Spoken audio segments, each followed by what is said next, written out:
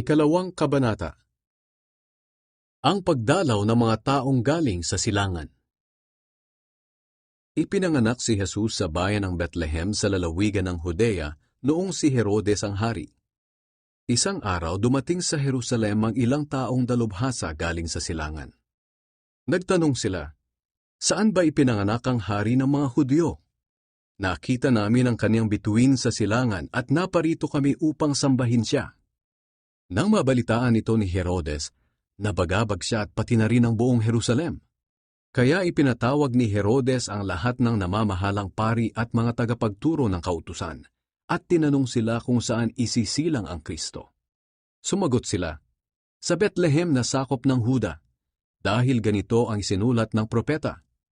Ikaw Bethlehem sa lupain ng Huda, hindi ka huli sa mga pangunahing bayan ng Huda.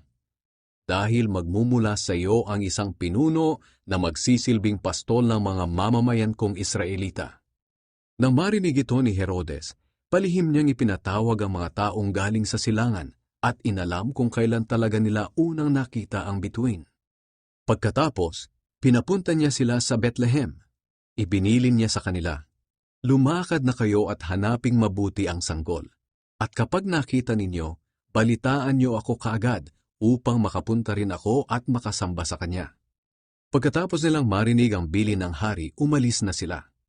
Habang sila ay naglalakbay, muling lumitaw ang bituin na nakita nila sa silangan, at lubos ang kanilang kagalakan. Nanguna sa kanila ang bituin hanggang makarating sila sa kinaroroonan ng sanggol. Pagpasok nila sa bahay, nakita nila ang sanggol at ang ina nitong si Maria. Lumuhod sila at sumamba sa sanggol. Inilabas din nila at inihandog sa sanggol ang mga dala nilang ginto, insenso, at pabangong mira.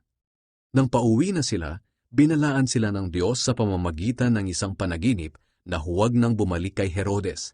Kaya nag-iba na sila ng daan pauwi. Ang pagtakas patungo sa Ehipto. Nang makaalis na ang mga taong galing sa silangan, nagpakita kay Jose sa panaginip ang isang anghel ng Panginoon. Sinabi ng anghel sa kanya, "Bumangon ka't dalhin ang bata at ang kanyang ina sa Ehipto. Doon muna kayo hanggat hindi ko sinasabing bumalik kayo, dahil hinahanap ni Herodes ang sanggol para patayin." Kaya ng gabi ring iyon, umalis papuntang Ehipto si Jose, kasama ang bata at ang ina nitong si Maria, at nanatili sila roon hanggang sa mamatay si Herodes. Sa gayon natupad ang sinabi ng Panginoon sa pamamagitan ng propeta, "Tinawag ko mula sa Ehipto ang aking anak." Ipinapatay ni Herodes ang mga batang lalaki. Galit na galit si Herodes nang malaman niyang nilinlang siya ng mga taong galing sa silangan. Kaya iniutos niyang patayin ang lahat ng batang lalaki sa Bethlehem at sa mga lugar sa paligid nito, mula 2 taong gulang pababa. Sapagkat ayon sa nalaman niya sa mga taong galing sa silangan, 2 taon na ang nakalipas mula nang una nilang makita ang bituin. Sa ginawang kalupitan ni Herodes, natupad ang sinabi ni Propeta Jeremias. May narinig na iyakan at malakas na panaghoy sa Rama. Iniiyakan ni Raquel ang pagkamatay ng kanyang mga anak, at ayaw niyang magpaaliw dahil patay na ang mga ito. Ang pagbabalik mula sa Ehipto. Nang mamatay na si Herodes, ang anghel ng Panginoon ay muling nagpakita sa panaginip ni Jose doon sa Ehipto, at sinabi nito sa kanya, "Bumangon ka't iuwi na ang bata at ang kanyang ina sa bayan ng Israel, dahil patay na ang mga nagtatangka sa buhay ng bata." Kaya bumangon si Jose at dinala ang mag-ina pauwi sa Israel. Pero nang malaman ni Jose na si Archelaus ang nagahari sa Judea kapalit ng ama nitong si Herodes, natakot siyang pumunta roon.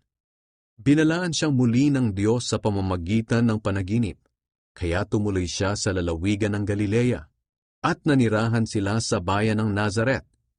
Kaya natupad ang sinabi ng mga propeta na tatawagin ng Kristo na Nazareno. Ikalawang kabanata.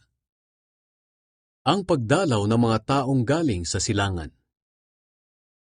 Ipinanganak si Jesus sa bayan ng Bethlehem sa lalawigan ng Judea noong si Herodes ang hari. Isang araw dumating sa Jerusalem ang ilang taong dalubhasa galing sa silangan. Nagtanong sila, Saan ba ipinanganak ang hari ng mga Hudyo? Nakita namin ang kanyang bituin sa silangan at naparito kami upang sambahin siya. Nang mabalitaan ito ni Herodes, nabagabag siya at pati na rin ang buong Jerusalem. Kaya ipinatawag ni Herodes ang lahat ng namamahalang pari at mga tagapagturo ng kautusan, at tinanong sila kung saan isisilang ang Kristo. Sumagot sila, sa Bethlehem na sakop ng Huda, dahil ganito ang isinulat ng propeta.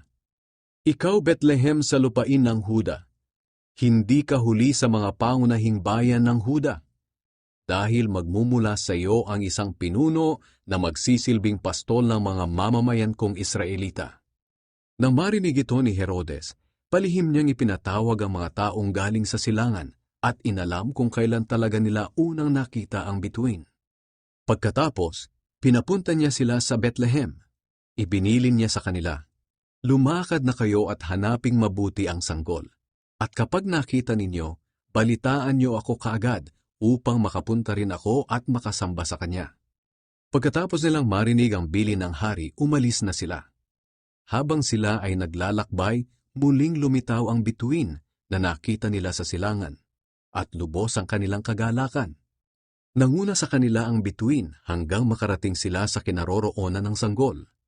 Pagpasok nila sa bahay, nakita nila ang sanggol at ang ina nitong si Maria. Lumuhod sila at sumamba sa sanggol. Inilabas din nila at inihandog sa sanggol ang mga dala nilang ginto, insenso at pabangong mira. Nang pauwi na sila, binalaan sila ng Diyos sa pamamagitan ng isang panaginip na huwag nang bumalik kay Herodes, kaya nag-iba na sila ng daan pauwi. Ang pagtakas patungo sa Ehipto. Nang makaalis na ang mga taong galing sa silangan, nagpakita kay Jose sa panaginip ang isang anghel ng Panginoon. Sinabi ng anghel sa kanya, bumangon ka't dalhin ang bata at ang kanyang ina sa Ehipto. Doon muna kayo hanggat hindi ko sinasabing bumalik kayo, dahil hinahanap ni Herodes ang sanggol para patayin. Kaya nang gabi ring iyon, umalis papuntang Ehipto si Jose, kasama ang bata at ang ina nitong si Maria, at nanatili sila roon hanggang sa mamatay si Herodes. Sa gayon natupad ang sinabi ng Panginoon sa pamamagitan ng propeta, tinawag ko mula sa Ehipto ang aking anak. Ipinapatay ni Herodes ang mga batang lalaki. Galit na galit si Herodes na malaman niyang nilinlang siya ng mga taong galing sa silangan. Kaya iniutos niyang patayin ang lahat ng batang lalaki sa Bethlehem at sa mga lugar sa paligid nito, mula 2 taong gulang pababa. Sapagkat ayon sa nalaman niya sa mga taong galing sa silangan, 2 taon na ang nakalipas mula nang una nilang makita ang bituin. Sa ginawang kalupitan ni Herodes, natupad ang sinabi ni Propeta Jeremias. May narinig na iyakan at malakas na panaghoy sa Rama. Iniiyakan ni Raquel ang pagkamatay ng kanyang mga anak, at ayaw niyang magpaaliw dahil patay na ang mga ito.